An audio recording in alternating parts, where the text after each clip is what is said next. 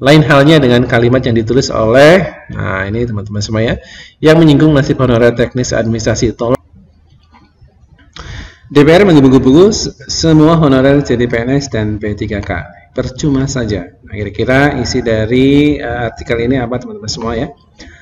Oke, kita mulai teman-teman semua. Nah, ini saya tampilkan satu potret ya, di mana salah satu seorang guru ini membawa tulisan ya, kami bukan budak pendidik. Ya, ini di sini ada K2 ya, ada K2 dan daerah wilayahnya.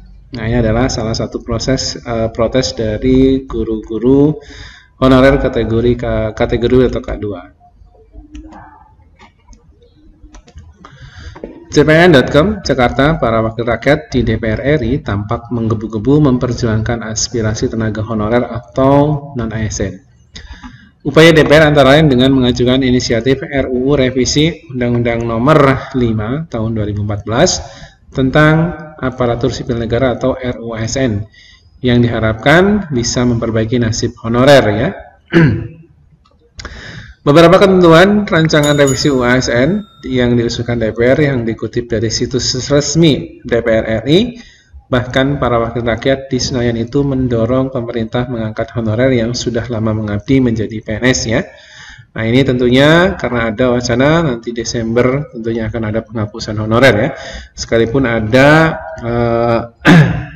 kabar bahwasanya tidak akan ada penghapusan atau pemutusan kerja secara massal bagi tenaga honorer, tentunya ini salah satu perjuangan dari anggota dewan untuk teman-teman honorer.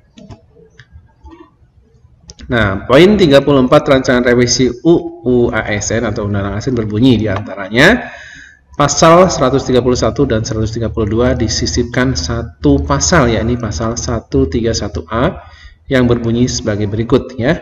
Nah, ini pasal 131A. Yang pertama adalah tenaga honorer, pegawai tidak tetap, pegawai tetap non-PNS, dan tenaga kontrak yang bekerja terus-menerus dan diangkat berdasarkan surat keputusan yang dikeluarkan sampai dengan 15 Januari 2014. Wajib diangkat menjadi PNS secara langsung dan memperhatikan batasan usia pensiun sebagai dimaksud dalam pasal 90 ya. Kemudian poin yang kedua, pengangkatan PNS sebagaimana dimaksud pada ayat 1 didasarkan pada seleksi administrasi berupa verifikasi dan validasi data surat keputusan pengangkatan. Kemudian poin yang ketiga dari pasal 131 adalah pengangkatan PNS sebagaimana dimaksud pada ayat 1 dilakukan dengan memprioritaskan mereka yang memiliki masa kerja paling lama dan bekerja pada bidang fungsional, administratif ya, pelayanan publik antara lain bidang pendidikan, kesehatan, penelitian, dan pertanian. Nah, memang ada K2 yang sampai saat ini dan dengan usia yang sudah cukup tua ya, tapi mereka masih harus dan perlu diperjuangkan. Poin keempat, pengangkatan PNS bagaimana dimaksud pada ayat 1 dilakukan dengan mempertimbangkan masa kerja. Ini betul sekali ya, karena masa kerja honorer K2 ini tidak main-main ya, bahkan sampai puluhan tahun ya. Kemudian gaji, ijazah, pendidikan terakhir, dan tunjangan yang diperoleh sebelumnya.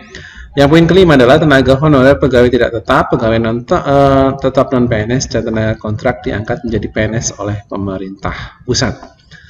Kemudian yang keenam, dalam hal tenaga honorer pegawai tidak tetap, pegawai tetap non-PNS, dan tenaga kontrak tidak bersedia diangkat menjadi PNS sebagaimana dimaksud pada ayat 1 harus membuat surat pernyataan ketidaksediaan untuk diangkat sebagai PNS. Itu ya. Jadi nanti teman-teman semua yang mau mengundurkan diri atau tidak mau diangkat juga tertuang di poin 6 ya, pasal 131A juga. Kemudian pada pembahasan di tingkat panja, usulan DPR itu ditolak pemerintah. Ini sangat disayangkan teman-teman semua. Dengan menggulirkan wacana honorer yang menangani pekerjaan tertentu seperti petugas kebersihan diangkat menjadi P3K part-time ya, atau P3K paruh waktu ya, karena honorer yang bertugas seperti tenaga kebersihan dan sebagainya memang juga banyak sekali ya. Jadi ini tentunya bertentangan dengan rencana adanya P3 part-time dan P3K paruh waktu. Tidak tampak kengototan anggota Komisi 2 ya, DPR untuk mempertahankan usulan agar honorer diangkat jadi PNS. Bahkan, anggota Komisi 2 DPR Gus Pardi Gaus yang dikenal vokal untuk keurusan honorer ini memberi sinyal persetujuannya terhadap wacana P3 part-time, meski menurutnya nanti honorer akan dipilih lagi mana yang bisa diangkat menjadi PNS, P3 full-time, dan P3 paruh waktu. Perlu diketahui, pembahasan RUU revisi UASN sudah dimulai sejak 2017, lanjut di tahun 2018, 2019, 2020, sampai dengan 2023. Dengan kata lain, sudah 7 kali RUU tersebut masuk daftar program legislasi nasional atau prolegnas ya, sebagai usul inisiatif Dewan. Nah, semua fraksi setuju honorer jadi ASN. Cuma tadi sangat disayangkan ya, rancangannya ternyata sudah ditolak gitu ya. Anggota Komisi 2 DPR Rianta menyatakan DPR mendukung penyelesaian masalah honorer tanpa ada pemutusan hubungan kerja atau PHK. Karena sudah lama mengabdi, betul sekali ya, bahkan sekarang umurnya mungkin sudah mendekati masa pensiun ya, tapi dia masih berstatus sebagai honorer ataupun K2 ya. Di antaranya guru, penyuluh pertanian, tenaga kesehatan. Nah, ya, semua fraksi mendukung tenaga honorer agar diselesaikan secara kemanusiaan. Betul sekali. Ujar Rianta, dikutip dari tayangan TVR Parlemen di YouTube-nya. Anggota fraksi PDI Perjuangan itu juga menegaskan bahwa semua fraksi di DPR ingin honorer diangkat jadi ASN ya. Nah, kalau dari semua partai di DPR, semua ingin honorer jadi ASN, ujarnya tanpa menyebut jenis ASN, apakah PNS ataupun P3K.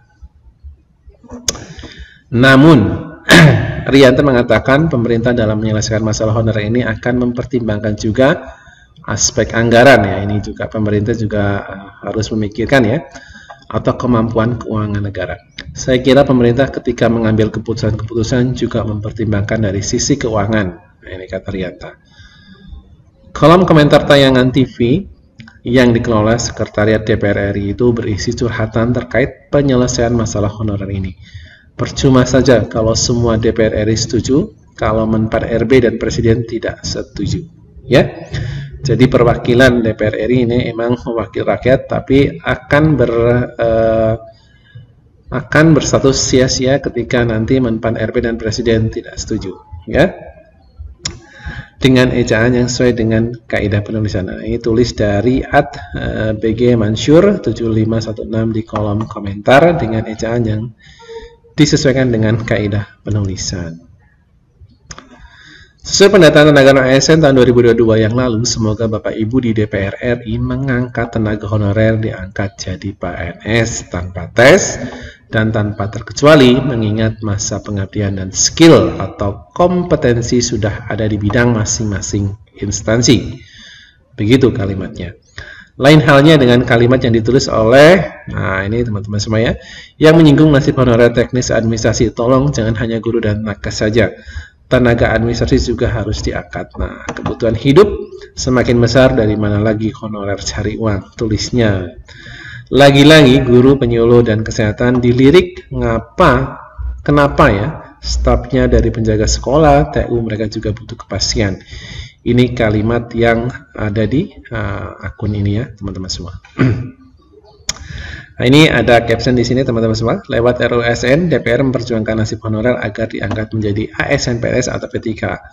Namun dinilai percuma saja. Nah, ini adalah kesimpulan dari perjuangan dari DPR RI. Kemungkinan nanti memang akan ada ASN atau P3K part-time ya. Ini makanya dinilai masih percuma ya. Jadi teman-teman semua, saya harap nanti tidak ada kecewaan dan mudah-mudahan ke depan progresnya akan berubah dan menjadi progres yang terbaik bagi teman-teman honorer semua. Oke, terima kasih. Saya Ari. Assalamualaikum warahmatullahi wabarakatuh.